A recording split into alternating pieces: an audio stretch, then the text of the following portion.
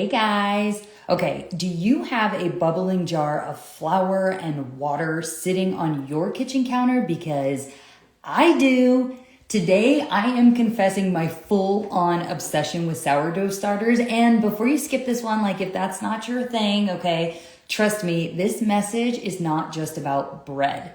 It is about the soundtrack of doubt that we all play when we are trying something new, okay? The faith that it takes to follow instructions even when it doesn't look right, and the relief that comes when you actually finally start to see it rise.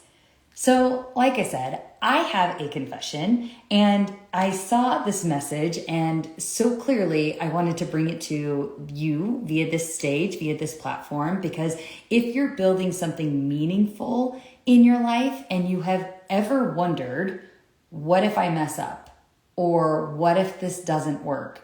Then this message is for you. So I am totally on the sourdough starter train. I am hooked. And what's even worse is that I absolutely was making fun of my husband for watching, like I'm watching him and the way he's caring for this starter and meticulously like cleaning out the edge of the jar and buying food scales and quite literally like tending to this sourdough starter like it is our newest member of the family, okay?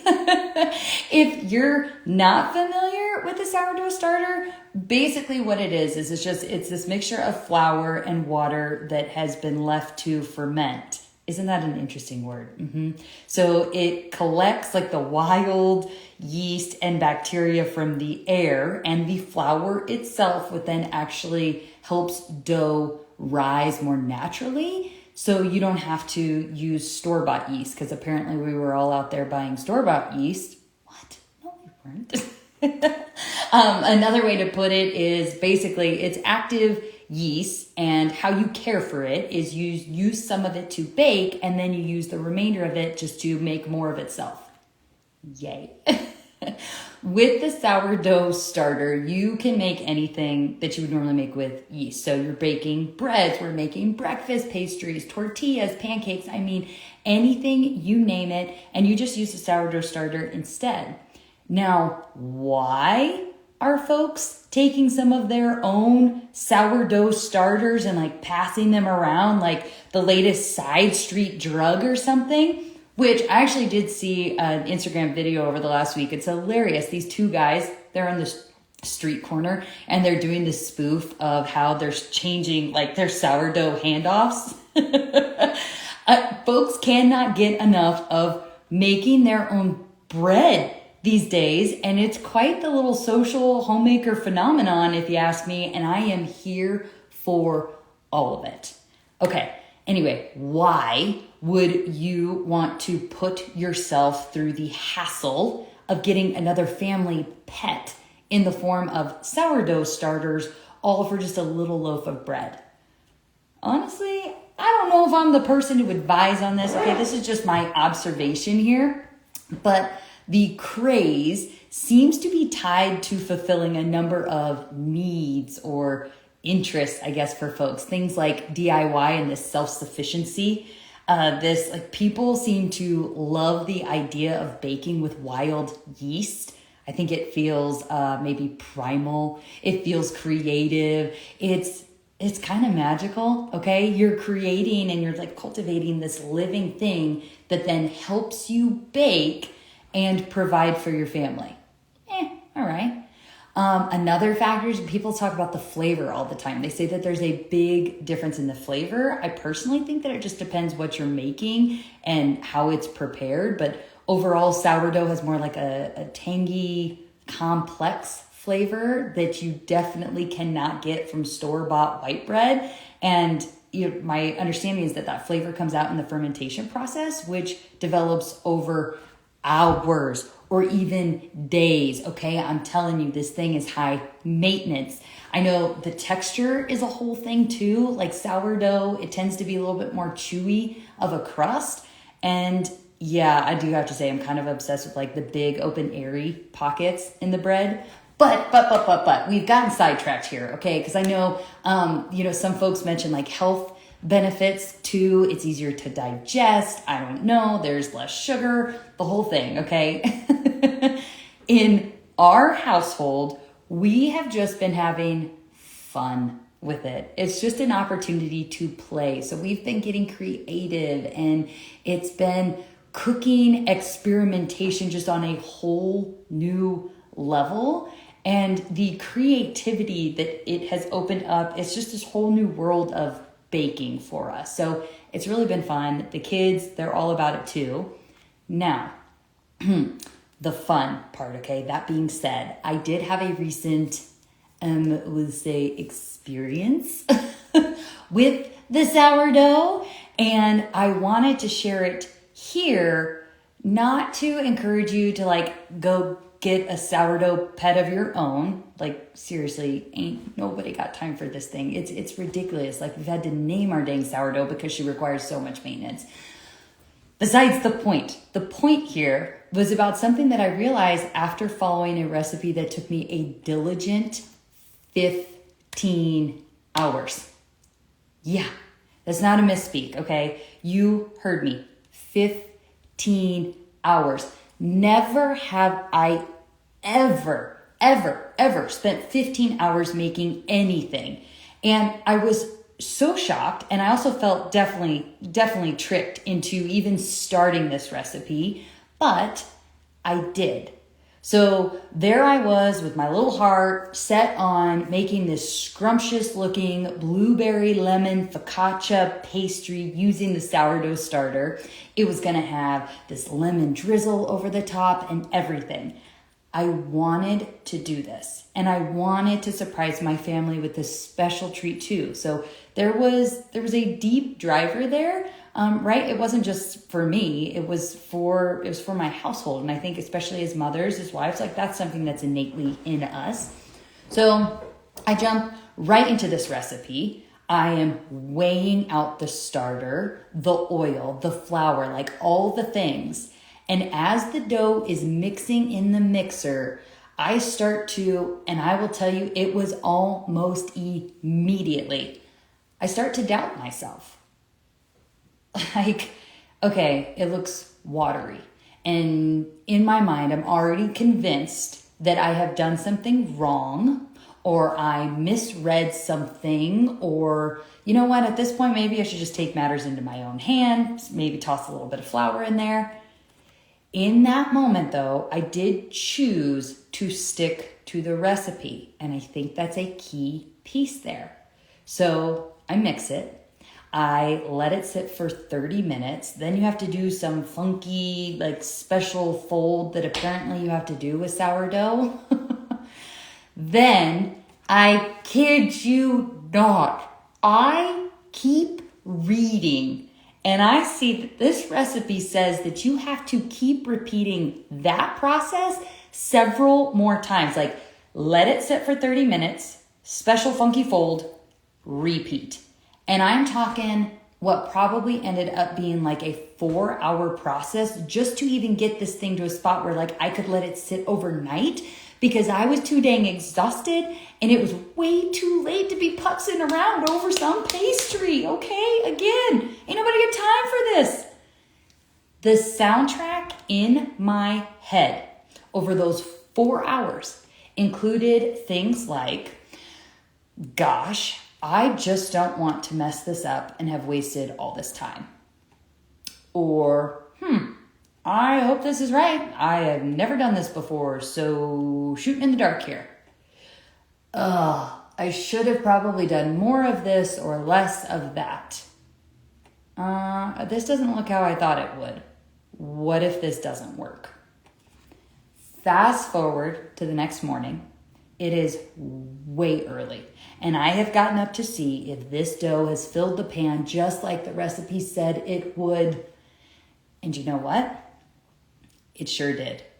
I felt this sense of relief, like, yes, this looks like how I thought it was going to. Heck yes, I might have actually done it. And just as I have started to feel real good about myself, the recipe says that I'm supposed to dimple the bread down. Oh my God. First off, I don't even know what that means. So now I'm YouTubing how to dimple bread at 5 a.m. when I am so over this thing, but also I am too invested in it to just call the whole thing off and to just buy a loaf of lemon bread from Starbucks after carpool, okay? So now I'm supposed to take the beautiful looking pan of raised bread and I am supposed to poke holes in it so that it deflates. Definitely deflates just like my momentum and my motivation at that point, okay? So once again, same soundtrack, as you can imagine, is playing in my brain, and I am doubting if I've already ruined it. If the recipe must be wrong, or if all 13 of my hours at this point are just going to be thrown in the trash quite literally. Like, I was having the kind of week where, good gravy, I just needed a win.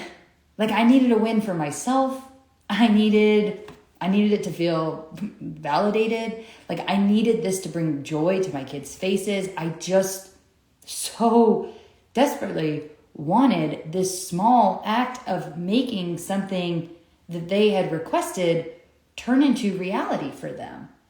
And I think in a lot of ways, we all want those kind of things for our loved ones. I just needed this win.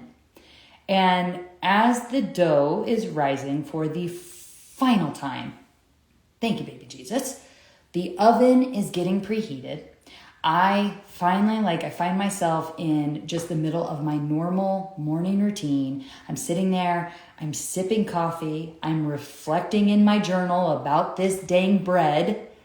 I put it in the oven, and truly, about 15 minutes, and I can tell you, I'm not so sure that I have ever smelt something so sweet. And it hits me. Maybe, just maybe, I have actually done this thing. Another 15 minutes goes by, and now my son has come downstairs. He is grinning because the smell of something sweet woke him up. And we spend the remaining cooking time laughing over some coffee and some tea and playing a nice 6 a.m. game of Uno. And then it's finally done. It comes out of the oven and it is beautiful.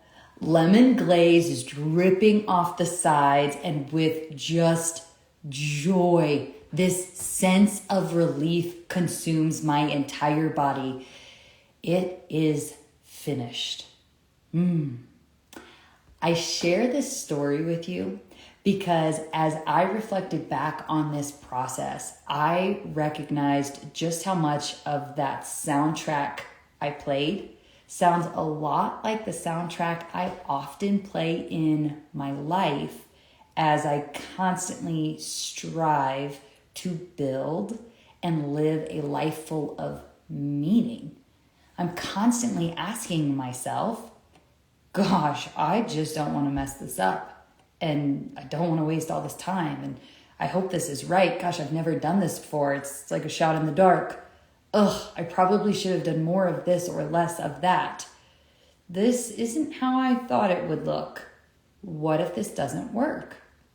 And I just wonder how much maybe you play that same soundtrack on repeat in your life too, where we have signed up for the task, okay? We raised our hand for the challenge. We said, hey, I want to try this recipe. I want to do this thing. I want this marriage. Like, I want this type of work. Like, I want this relationship. I want these responsibilities. Yet, even when given the instruction manual, okay, we still doubt. We still convince ourselves that we don't know what we're doing, even if we're walking faithfully towards what we believe to be good, right, and true.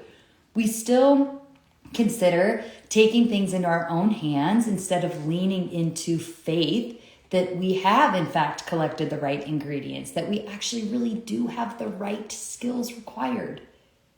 It's difficult to sorry, my battery was just going off. It's difficult to have conviction that we've mixed everything in the way that should serve well.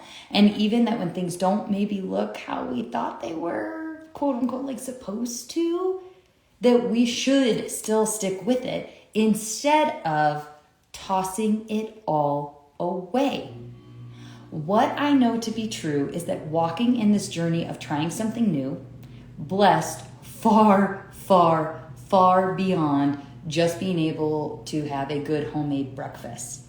It became a reminder that we have to trust the process, that it's okay to doubt because we've never been in these shoes before, but there is indeed a divine plan and purpose unfolding with each obedient step we take. And as we get closer and closer to that final product actually like coming out of the oven, that we'll have more moments of joy and love and laughter infused into our life as we sit and we wait and we relish in all of the smells of just being present. Who would have thought that such lessons could be learned from getting a little creative in the kitchen? And I know life's funny that way, right? So whether it's bread or business or, I don't know, simply even just believing in ourselves, the recipe isn't just about the outcome. It's about the process. It's about the patience. It's about the faith to keep showing up. So my prayer for you this week is that you stay in it, that you stay with the recipe, you stay with the calling, you stay with the challenge that you've said yes to, even if it feels slow, even if you're questioning every step. Just trust that something good is rising in your life too. If you liked this message today, please be sure to check out the podcast episodes full of lots more where this came from. Until next time, bye.